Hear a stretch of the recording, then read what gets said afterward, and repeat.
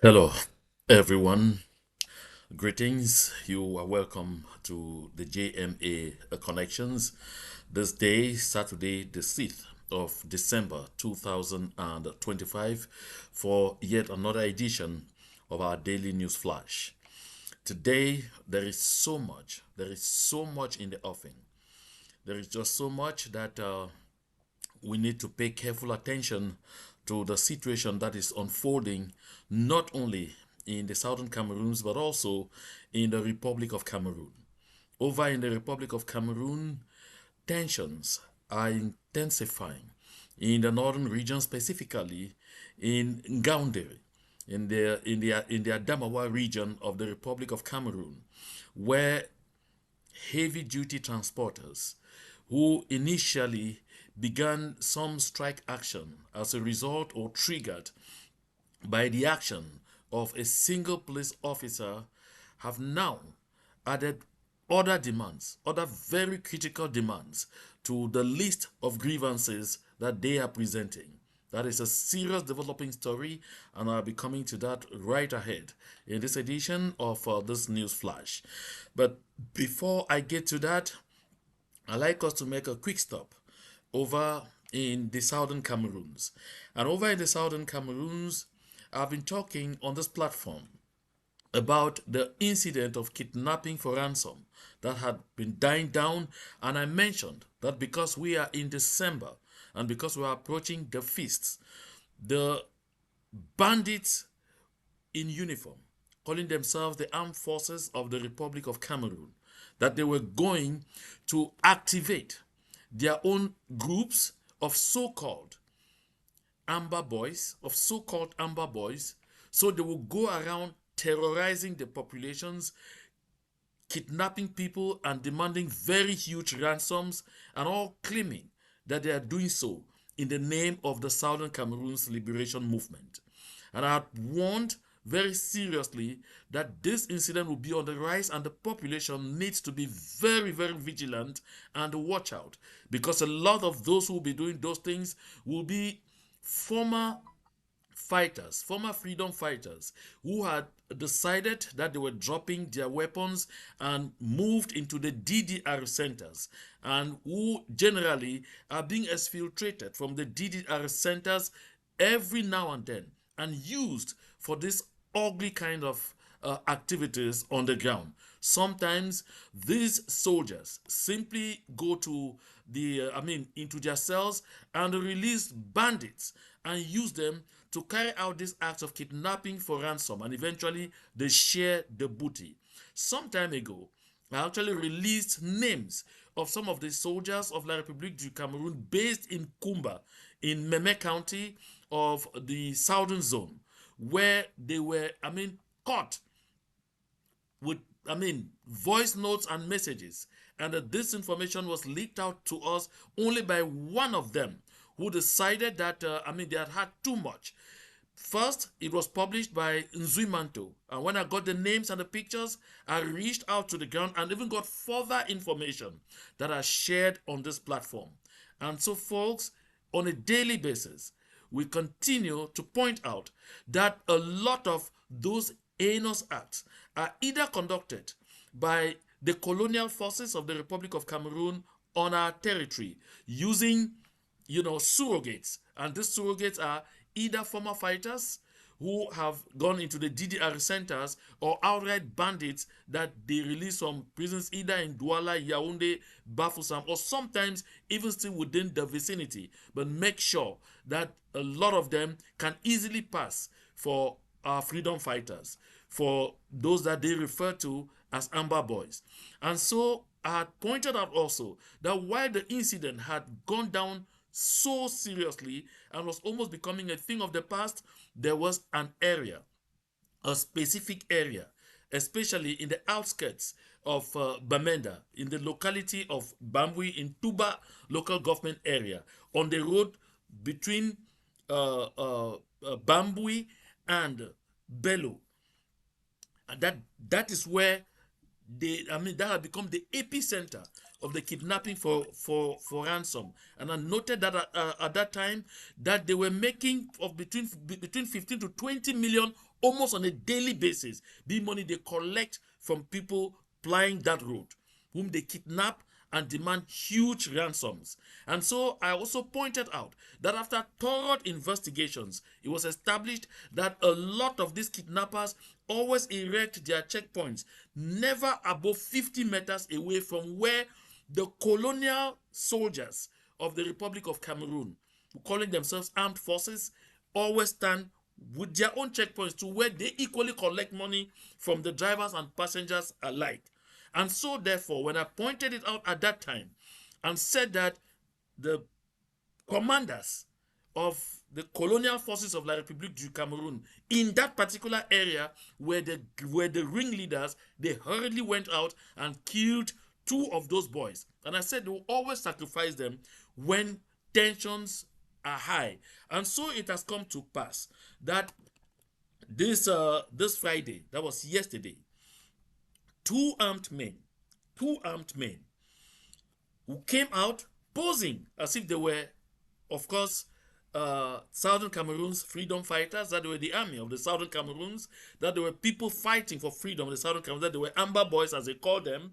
They came out there and, wielding guns and were trying to kidnap people so they could go and get ransoms. And so it is reported that the people easily noticed that these two guys appear to have been operating in isolation, that they did not have backup. It seems they were literally on their own. So the mob decided to seize them, and when the mob seized them, they were able to overpower them. And so people right on the ground there who are acquainted to the story, and also an account that I got from Larry Times, that is a local reporter in Bamenda. It says eyewitnesses noticed that the incident unfolded after the passengers in a queue of vehicles noticed that the pair appeared to be operating alone. So he points out very quickly that the suspicions escalated and the crowd descended on the men, beating them severely to death. Now I reached out to people out there in Kejom Keku, and also talked to a few persons in Bambili who have heard about the incident. And they pointed out that they have noted that a lot of those boys doing the kidnapping for ransom in that area have got absolutely nothing to do with the ongoing struggle of the people of the Southern Cameroons for independence. And so this is December, and I like to urge people to be very, very vigilant and watch out for this kind of bandits. And you think sometimes that they are operating without the knowledge of the colonial forces. That is not true. That is why they always erect their checkpoints not more than 50 meters away from where the soldiers erect theirs. And the soldiers know that they are there, and they coyly play the backup because they don't want to come across as doing this dirty job by themselves. Although in some areas, they have absolutely been really caught doing that. In yet another development in the same area, I've gathered from a correspondent in Fundong. In Fundong, I've just spoken to some people in Fundong because when I received a distress call from someone that generally talks to me in Fundong, and he said that there have been sporadic gunshots all over the town, and the military have gone on the rampage, just shooting everywhere, molesting the population, breaking into people's stores, breaking into homes, terrorizing people, capturing others and taking them along, just shooting all over the place.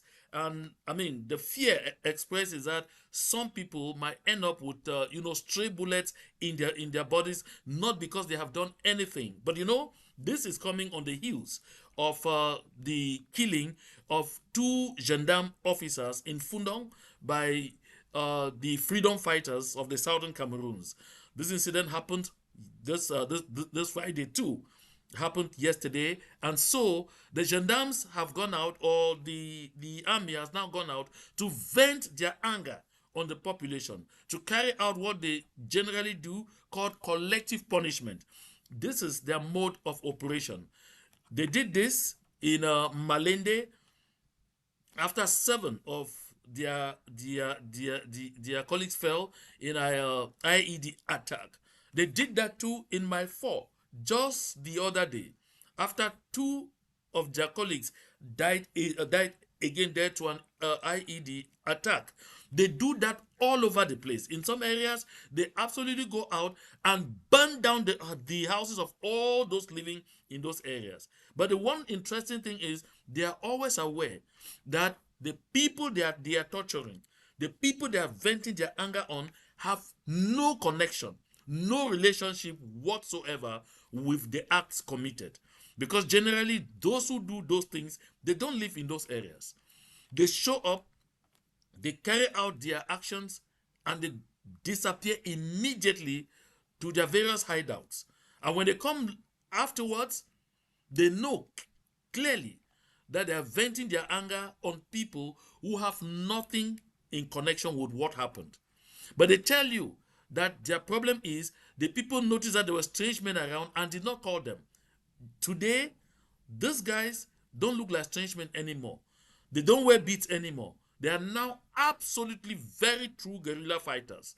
They don't do anything that will make you suspect that these are armed men or not. And so they come around clean, neat, even neater than some of those who are just loitering around, who are going to school, who are doing whatsoever. And they post their acts and they immediately disappear. And then you come later on to vent anger, to exact collective punishment on the people who simply are only begging for an opportunity to live quiet and go about their normal activities. These things are happening all over the southern Cameroons, and this is despicable, this is regrettable. And now I will move over to the Republic of Cameroon, to the lead story that I announced at the start of this communication.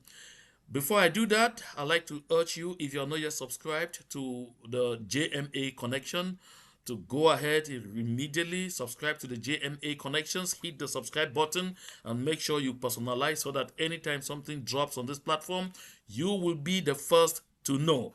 And also make sure you share the link of these communications as much as possible so that we continue to reach as many people as possible with the right information. On the JMA Connections, when the news breaks, we come here together to make greater meaning out of it. And so I also want to announce that this Saturday, the 6th of December, there is going to be a very special edition of a broadcast that I'll be carrying out here on this platform, and that will be at 3 p.m. Eastern Daylight Time. At that time, it will be 9 p.m. in Bamenda, that is West African time. It will be 9 p.m. in Yaoundé too, that's Central African time. Of course, it will be 9 p.m. Amber time. It will be 9 p.m. in Nigeria as well. And so make sure you don't miss that rendezvous for nothing in the world. There's some very interesting discoveries, some very interesting revelations that I came across and worked on that we need to share here. You can miss any other thing on this platform, but don't miss that communication later on today. Make sure you inform others to be aware that there is something very interesting that will be on this platform at 3 p.m. Eastern Daylight Time. And so, folks, we move over to the Republic of Cameroon and to the northern part of the Republic of Cameroon, where for the 4th consecutive day, I think it should be the 5th, yes, because this began since Tuesday. For the 5th consecutive day, heavy duty drivers, transporters of heavy duty vehicles have blocked the National Highway number 1. And they blocked it specifically and Meganga. Meganga is in the Adamawa. That's the corridor Meganga Banyo leading to Kuseri. Right at this moment that I speak, there are thousands of vehicles on the queue. Thousands of vehicles on the queue. Everything has been done thus far by the local administrative authorities to bring back order and to cause these drivers to remove their trucks that they used to block the road. Nothing has changed. As I'm speaking, even interurban transport companies are blocked. They can't move. There's been No movement of passengers between the northern regions and the southern regions. No movement of goods between the northern regions and the southern regions of the Republic of Cameroon since Tuesday. The trigger, of course, you are already aware of the trigger, but the underlinks will be what you are not yet aware of. The trigger was that on Tuesday, a heavy duty transporter was stopped around the locality of Meganga at a police checkpoint, and the police officer asked him to present his identification paper, and the driver responded by saying he had forgotten his identification paper at home. In reaction, the police officer descended on him, of course, the usual brutality, and slapped him thoroughly. Angered, the gentleman got back into his truck, drove the truck across the road, and blocked the road. And then he went on to call the president of the Heavy Duty Transporters Union in the northern regions, and they came to a quick decision to block the roads until such kind of acts are checked going forward. In reaction, the divisional officer for this particular area in Meganga descended to the place to have a conversation with the irate drivers. It yielded nothing, and the drivers insisted they needed to talk to the senior divisional officer. When the senior divisional officer got to the area and jumped into conversations with them to try and de-escalate the situation, and even went right ahead to close those mixed police and gendarme checkpoints along that road, two of them that were notorious for not only extortion but for outright brutality on the drivers. It still did not yield any results. The transporters they wanted the governor to come to the scene. The governor finally got to the scene, and the transporters then told the governor they will not budge until they see the Minister of Transport himself at the scene.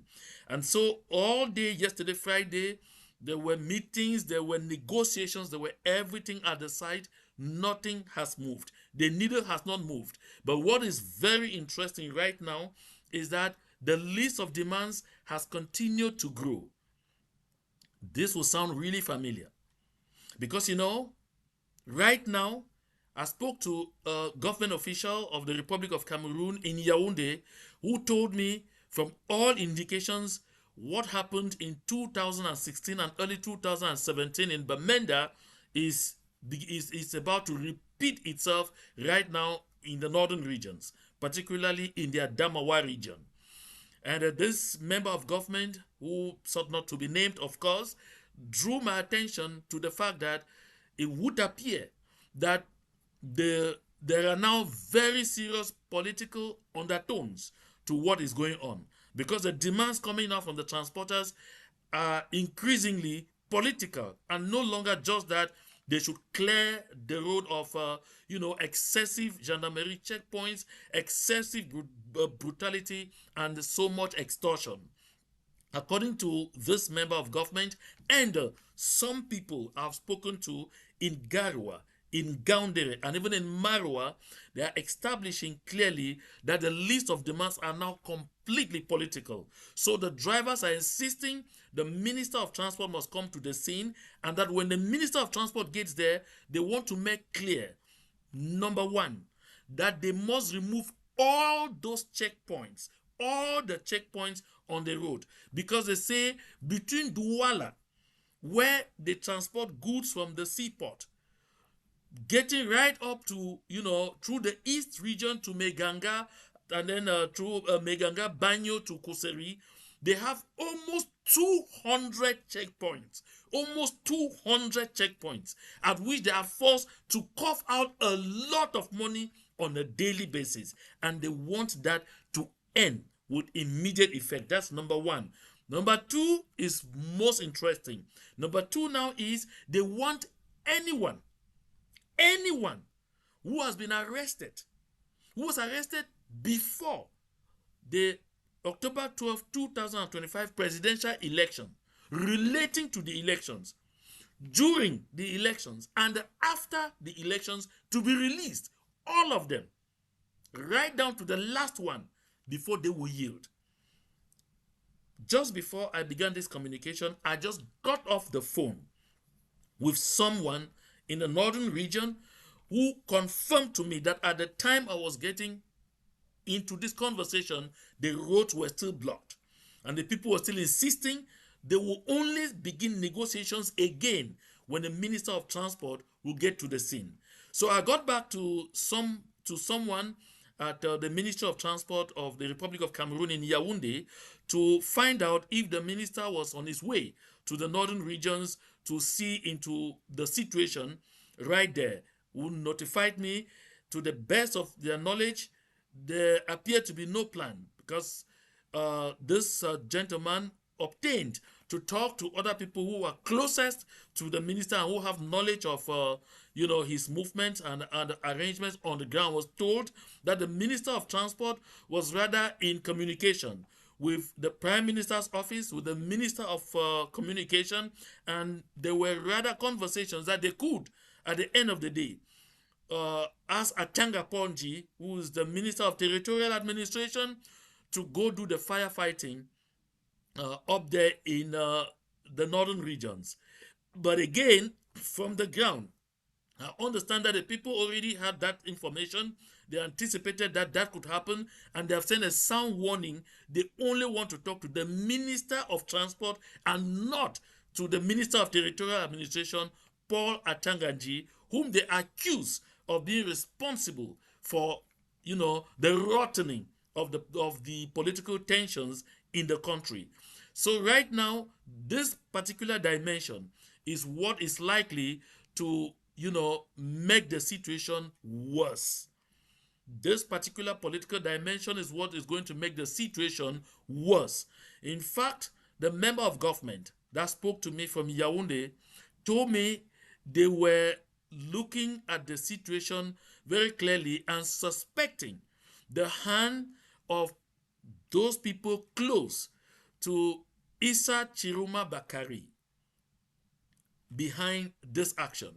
So he says they fear they might have infiltrated this transporters union and have transformed what would have been a normal complaint by transporters union about usual challenges that they face on the road with gendarmes and police and customs officers at checkpoints, but they have now been transformed into political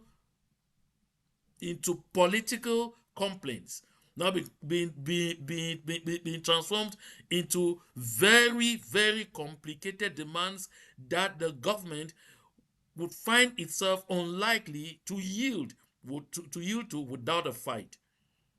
And so we were together then, drawing a parallel with what happened in the southern Cameroons in 2016, where common law lawyers went out there simply to ask the government of the Republic of Cameroon to do a number of things. Topmost among them, ensure that they had an English version of the Ohada Uniform Act, number one, and number two, that the integrity of the common law system be maintained. They did not want the common law system to be, watered down. And number three, that they did not want the appointment of judges and citizens of the Republic of Cameroon into the common law jurisdictions, because that was not happening before. But the government of Cameroon mismanaged the situation, rather turned to crack down heavily on the lawyers. And pictures are still circulating of a lot of the lawyers in their wigs, in their official attire, marching on the streets of Boya, being molested, being beaten, being tortured, some of their robes and wigs confiscated. And, that resulted to an escalation that eventually brought the teachers of the southern Cameroon into the whole affair.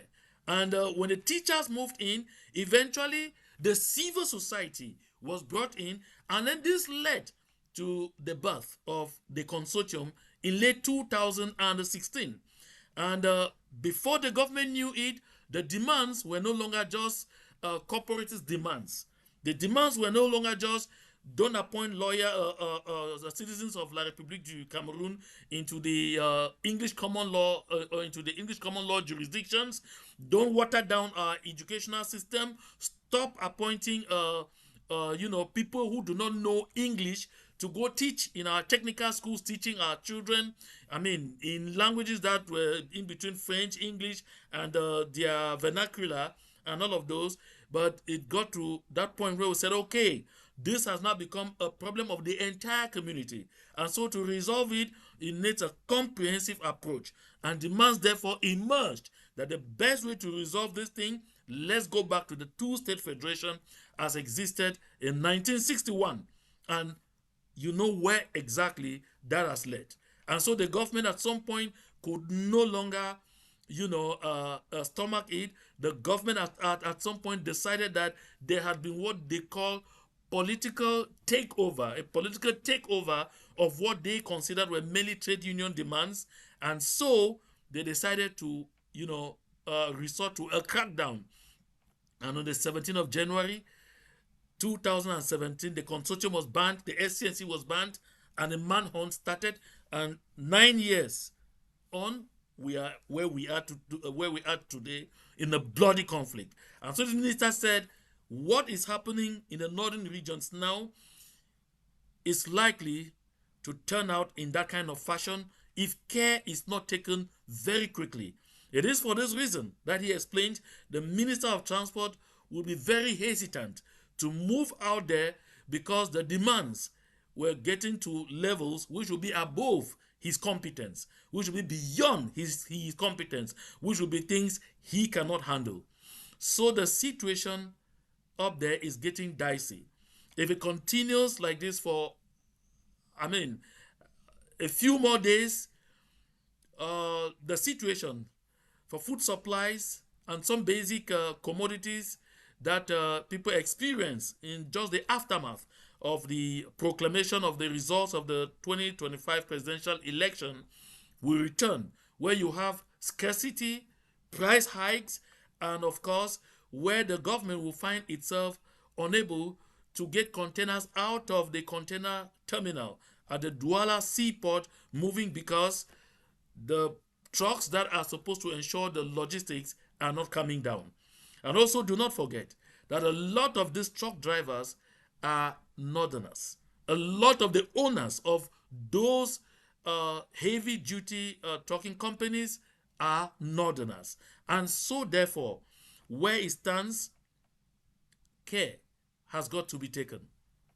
Otherwise, what they have been struggling to avoid could just be around the corner. So this is a developing story, and I have my tabs on that very carefully.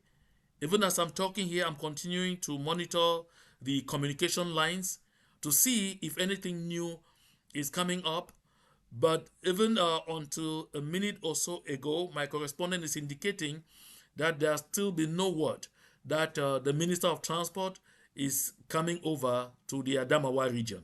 And he says it's possible perhaps that it could only be Monday that they start looking at the situation again. And mind you, interurban transport vehicles are not moving. Nothing is moving. There are thousands and thousands of vehicles in the queue, and the situation is dicey. I will continue to monitor this, and I'll be looking at the economic fallout, especially for the logistic companies and especially in terms of tax revenue for the government of the Republic of Cameroon that at this point is already facing a serious cash crunch. So folks, if you just joined in today, make sure to subscribe to the JMA Connections and share the link as much as possible. So I will be back on this platform when it will be 3 p.m. Eastern Daylight Time, 9 p.m. Amber Time for that very special edition that I mentioned just a while ago. Make sure you miss everything else except that particular rendezvous. I want to thank you all for your very kind attention, and I'll be back here soon. To God be the glory.